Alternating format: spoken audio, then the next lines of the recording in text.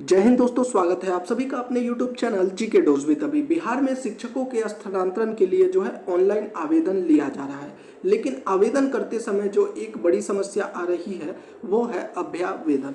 इसको लेकर जो है शिक्षकों के मन में विभिन्न प्रकार के प्रश्न हैं। पहले भी इस पर जो है अभ्यावेदन बताया हुआ है कि आप इस प्रकार लिख सकते हैं, लेकिन आज जो मैं आपको जो ये दिखा रहा हूँ ये शिक्षकों द्वारा जो है लिखित अभ्यावेदन है।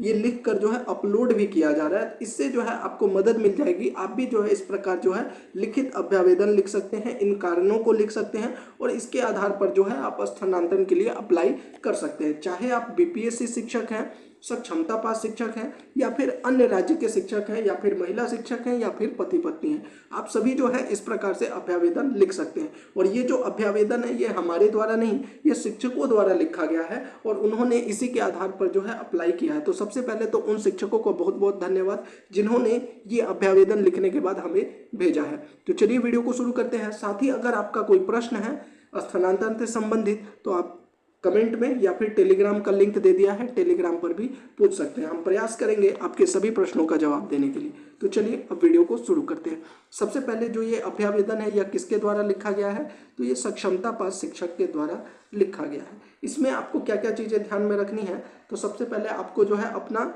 जिला शिक्षा पदाधिकारी को यह लिखना है। तो यहाँ पर लिखा है, देखिए, सेवा में श्रीमान जिला शिक्षा पदाधिकारी महोदय, छपरा सारण बिहार। एक चीज मैं और स्पष्ट कर दूं, आप जब अभ्यावेदन लिख रहे हैं तो A4 साइज और प्लेन पेपर होना चाहिए, यह जरूर ध्यान में रखिएगा। A4 साइज और प्लेन पेपर होना चाहिए।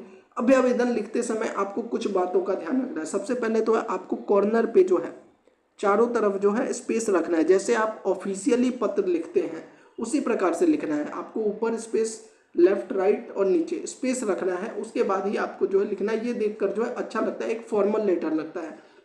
तो इसीलिए इन बातों का जरूर ध्यान रखिएगा कि A4 साइज और प्लेन पेपर हो।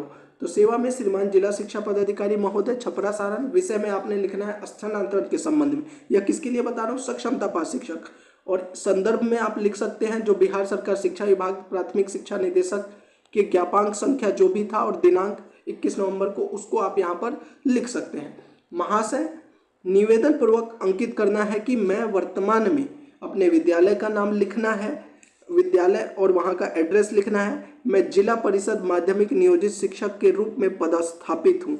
मेरा अस्थायी पता, जो आपका एड्रेस है वह लिखना है। पदस्थापित विद्यालय की दूरी 40 किलोमीटर है। अत्यधिक दूरी होने के कारण मैं पारिवारिक जिम्मेदारी का निर्वहन नहीं कर पा रहा हूँ। साथ ही जो है यहाँ पर इन्होंने जो है अपनी पत्नी का भी जिक्र किया है, वह भी जो है शिक्षिका है। तो उनका नाम लिखा है कि मेरी जो वाइफ है शिक्षिका है, वह भी जो है पोस्टेड है। जहाँ पर पोस्टेड है वहाँ का एड्रेस लिखा है, यहाँ पर पदस्थापित है वो मतलब अपने वाइफ का डिटेल लिखा है और यहाँ पर उनका जो है सक्षमता आईडी नंबर लिखा, ई शिक्षा कोष आईडी नंबर लिखा हुआ है। और इस आधार पर मेरा ऐच्छिक स्थानांतरण दिए गए विकल्प पर करने की कृपा करें। सिंपल सा, नॉर्मल सा और बहुत ही अच्छे तरीके से लिखा हुआ है। इसी प्रकार जो है जितने भी सक्षमता पास शिक्षक हैं जो हस्बैंड वाइफ है वह इस प्रकार से लिख सकते हैं। देखिए, आपका जो अभ्यावेदन है उसमें आपको झूठी बातें नहीं लिखनी है। जो वर्तमान में सच्चाई है, जिस आधार पर आप स्थानांतरण चाहते हैं, बस उसी को जो है इसमें लिख देना है और कुछ भी नहीं करना है। एक सामान्य पत्र की तरह लिखना है। अतः श्रीमान से प्रार्थना है कि उक्त अंकित बातों पर ध्यान देते हुए मेरा ऐच्छिक स्थानांतरण स्वीकृति करने की कृपा की जाए।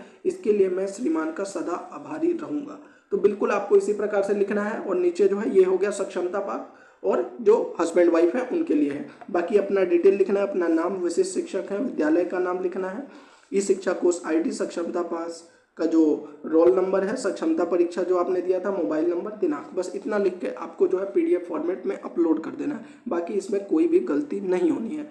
ये हो गया सक्षमता पास के लिए। अब ये जो पत्र दिखा रहे हैं ये है BPSC शिक्षक के लिए। तो इन्होंने देखिए इसमें क्या लिखा है, सेवा में जिला शिक्षा पदाधिकारी सारण बिहार, विषय स्थानांतरण के संबंध में, संदर्भ में बिहार सरकार शिक्षा विभाग प्राथमिक शिक्षक निदेशक के ज्ञापांक संख्या लिख दिया और डेट लिख दिया। महाशय, निवेदन पूर्वक कहना है कि मैं वर्तमान में जिस विद्यालय में ये पदस्थापित है वहाँ का यहाँ पर लिख दिया, सोनपुर में BPSC TRE 1 शिक्षक के रूप में पदस्थापित हूँ। मेरा अस्थाई पता जो है वो यहाँ पर इन्होंने लिख दिया, अपना अस्थाई पता। मैं बताना चाहता हूँ कि मेरा अस्थाई पता से पदस्थापन विद्यालय की दूरी 65 किलोमीटर है। अत्यधिक दूरी होने के कारण मैं अपने पारिवारिक जिम्मेदारी का निर्वहन नहीं कर पा रहा हूँ। मैं चाहता हूँ कि मेरे द्वारा ऑनलाइन आवेदन में दिए गए विकल्प 1, 2 तथा 3 में ही सुविधा हेतु ऐच्छिक स्थानांतरण कर दिया जाए ताकि मैं अध्यापन कार्य के साथ साथ पारिवारिक जिम्मेदारी का भी निर्वहन कर सकूं। अतः श्रीमान से नम्र निवेदन है कि उपरोक्त अंकित बातों को देखते हुए मेरा ऐच्छिक स्थानांतरण स्वीकृत करते हुए आगे की प्रक्रिया करने की कृपा की जाए। मैं इसके लिए आपका सदा आभारी रहूँगा। यहाँ पर अपना नाम वगैरह, विषय, विद्यालय, प्रखंड, बाकी इनका मोबाइल नंबर और ई शिक्षा कोष आईडी को जो है मैंने हाइड कर दिया है जो पर्सनल।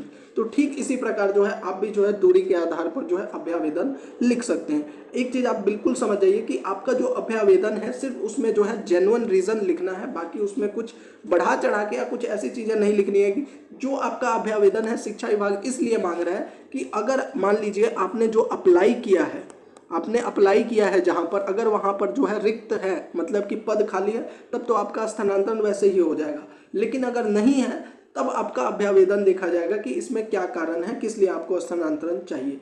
तो जहाँ पर रिक्ति नहीं रहेगी वहाँ पर जो है अभ्यावेदन की ज़्यादा ज़रूरत पड़ सकती है। इसीलिए जो आपकी सच्चाई है बस उसी को आपको लिखना है।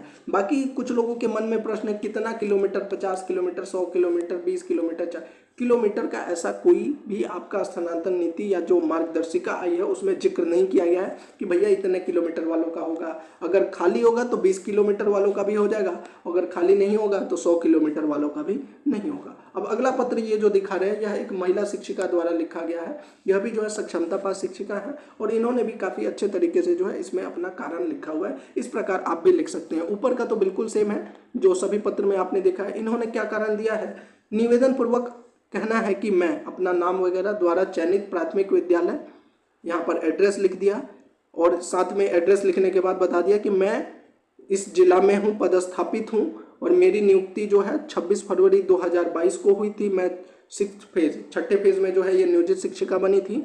इन्होंने अपना एड्रेस लिख दिया। मेरा अस्थायी पता से जो है वर्तमान पदस्थापन विद्यालय की दूरी 25 किलोमीटर है, अतः मुझे घर आने जाने में काफ़ी समस्या का सामना करना पड़ता है।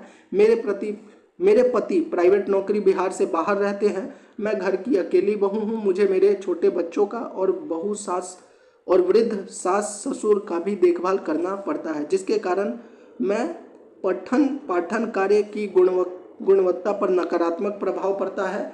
मैं चाहती हूँ कि मेरे जिला में दिए गए विकल्प के अनुसार स्थानांतरण करने की कृपा की जाए, जिससे बिना किसी तनाव के पाठन कार्य के साथ साथ पारिवारिक जिम्मेदारी की भी निर्वाह कर सकूं।